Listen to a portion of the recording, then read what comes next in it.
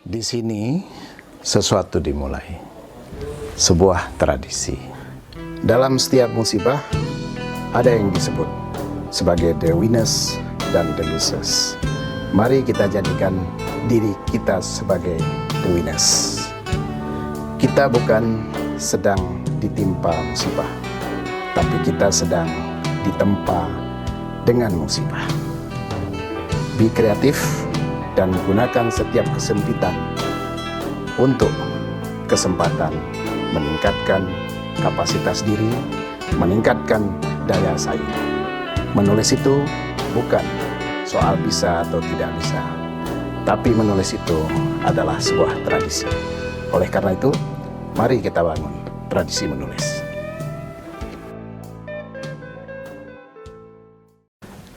Salam, bertemu lagi dengan saya Irwan Abdullah dalam kuliah-kuliah kebudayaan. Pada siang hari ini kita ingin meneruskan pembicaraan kita tentang the body, tubuh, ya, bukan tubuh secara biologis, tapi tubuh secara sosial. Kita tahu bahwa tubuh itu keberadaannya juga didefinisikan secara sosial. Karena tekanan-tekanan sosial dapat mempengaruhi bagaimana kita mengelola tubuh. Ya, seorang anak kecil juga sering dikejar-kejar oleh orang tuanya, ya, untuk sikat gigi supaya dia bisa memperhatikan kesehatan giginya. Ya, termasuk juga dikejar-kejar disuruh mandi. Itu menunjukkan bahwa tubuh itu dikelola di dalam masyarakat secara sosial. Ya, dalam sejarah tubuh, ya, itu menjadi milik komunal, kolektif. Ya, jadi tubuh manusia itu menjadi bagian dari kolektivitas yang dikelola dalam komunitas, dikelola bersama. Ya, misalnya kita bilang, ya, tempat pemandian umum. Ya, jadi modernisasi yang membawa kita untuk mandi ke dalam yang kita sebut sebagai kamar mandi, ya, yang ada di setiap rumah. Rumah-rumah dulu tidak memiliki kamar mandi. Rumah dulu, ya, kamar mandinya ada di sungai, atau rumah-rumah dulu kamar mandinya ada di luar rumah, di bawah. Ketika rumah dulu berupa rumah panggung atas alasan keamanan dan juga masih terbatasnya jumlah penduduk. Ya, perubahan-perubahan di dalam tubuh manusia ini menyebabkan bahwa tubuh itu semakin didefinisikan, ya, didefinisikan bukan hanya oleh lingkungan tapi berbagai kekuatan. Nah, pada satu sisi tubuh itu kita lihat sejarahnya, dia merupakan satu labor, alat kerja. Bahkan kalau kita lihat pada zaman perbudakan, tubuh yang kuat itu yang diharapkan, ya, tubuh yang tegap, yang dia memperlihatkan, ya, kekuatan fisik, itu yang diharapkan. Kenapa? Karena orang harus melawan kekuatan-kekuatan, termasuk melawan, ya, udara, melawan tantangan hidup, harus bekerja dengan keras, memikul beban. Nah, perbudakan itu merupakan contoh yang sangat baik. Bagaimana fisik tubuh manusia itu menjadi faktor penting dalam keberadaan manusia. Ya, walaupun orang sudah bekerja di kantor, bekerja di industri, tidak lagi dengan perbudakan, tapi itu juga perbudakan dalam dunia modern, ya, cuman perbudakan yang lebih bermartabat karena mendapatkan bayaran. Dan semakin maju masyarakat, semakin maju, ya, satu negara, juga negosiasi itu mulai terbuka sehingga setiap keterlibatan tubuh manusia itu mendapatkan reward, mendapatkan satu penghargaan atas keterlibatannya. Dan itu adalah sebuah tanda kemajuan. Tapi pada dasarnya tetap saja tubuh manusia itu adalah alat kerja. Dengan tubuhnya dia mengetik, dengan tubuhnya dia bekerja, dengan tubuhnya yang harus dibawa ke sana kemari untuk bekerja. Ya. Nah, ini adalah persoalan-persoalan laboring, division of labor dan sebagainya, yang semuanya itu melibatkan tubuh. Tapi selain itu, kita lihat kecenderungan yang menarik. Tubuh itu bukan sekedar fisik, tapi tubuh itu seni, the work of art. Jadi tubuh itu menjadi bagian dari art, dari artistik, dunia artistik. Oleh karena itu, menjadi berubah, yang pertama perubahan yang terjadi adalah tubuh yang tadinya diukur berdasarkan ukuran-ukuran fisik, kemudian tubuh diukur berdasarkan ukuran-ukuran estetika,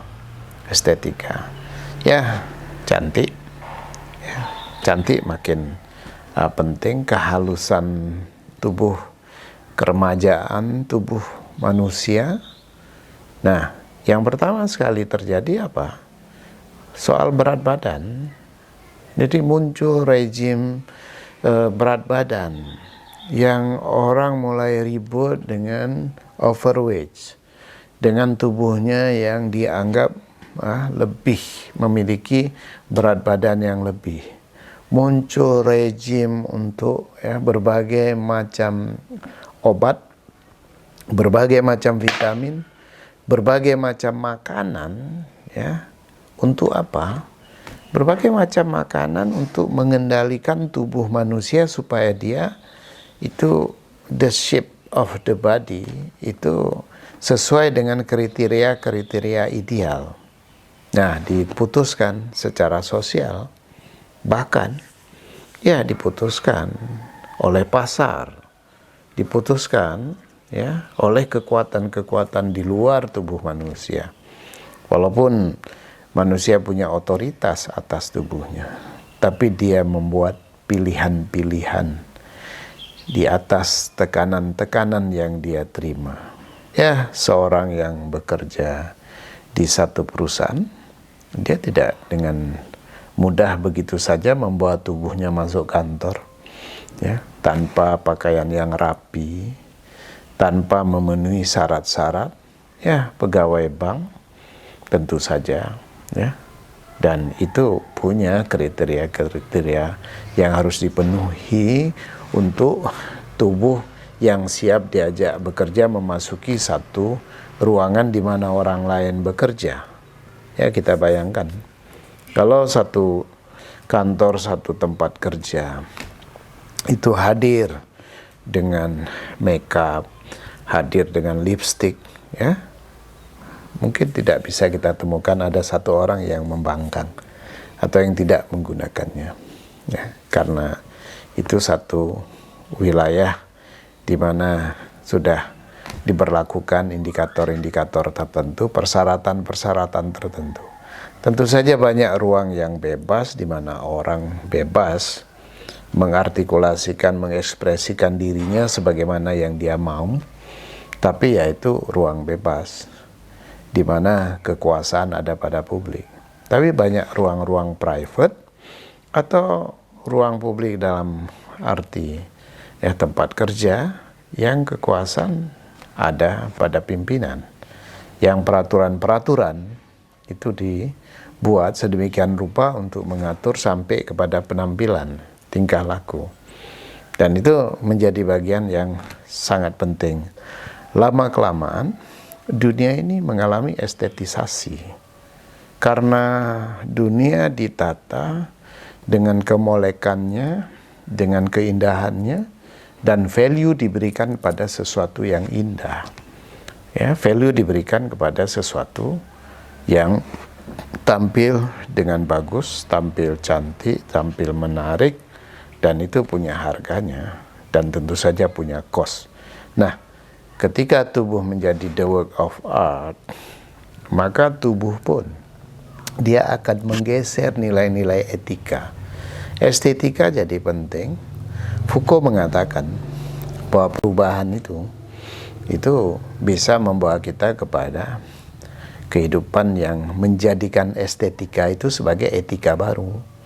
Ya, jadi bukan tidak ada etika, tapi etika yang lahir sebagai transformasi dari estetika. Jadi estetika itulah yang kemudian dianggap sebagai satu kepatutan, ya, yang tadinya ada etika tersendiri, tapi etika lama itu menjadi kurang laku, kurang berlaku, sehingga lahirlah estetika yang mendominasi, dan dia kemudian menjadi etika baru gitu. Artinya kepatutan itu yang estetis itu. Kalau tidak estetis, ya tidak patut. Ya, padahal dulu tidak begitu. Nah, jadi proses estetisasi akan terjadi secara meluas ketika tubuh-tubuh manusia mendapatkan treatment, ya, untuk mencapai satu status tubuh dengan tingkat estetika tertentu. Dari kuku yang harus dipotong, diwarnai, ya, sampai kepada rambut yang harus ditata sedemikian rupa, sampai pada mata yang tidak dibiarkan begitu saja, tapi ditata alisnya, ya, ditebalkan atau bahkan dipindah alisnya untuk mendapatkan satu wajah yang eksotis atau estetis, ya. Dan tentu saja tidak juga ketinggalan banyak orang melakukan operasi untuk mendapatkan estetika tertentu dari tubuh. Ke arah sanalah perubahan-perubahan akan terjadi dan sedang terjadi. Dan pada saat itu terjadi, kita mempertanyakan esensi, ya, esensi bagaimana tubuh itu mendefinisikan manusia dan kemanusiaan. Jadi bukan lagi manusia yang mendefinisikan tubuhnya, idealisme manusia yang mendefinisikan tubuhnya, tapi tubuh sudah menjadi alat yang mendefinisikan siapa dia, telah menjadi alat untuk mengantarkan seseorang masuk ke satu ruang publik, mengantarkan seseorang ke dalam satu interaksi, dan mengantarkan seseorang untuk mendapatkan apresiasi-apresiasi. Itulah yang sedang terjadi, dan kita akan lihat terus kemana arah perubahan itu akan terjadi. Kita bahas dalam diskusi berikutnya. Tetap sehat, salam.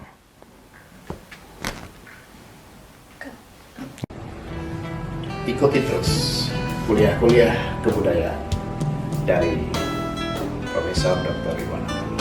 Jangan lupa subscribe, like, dan share. Kenapa?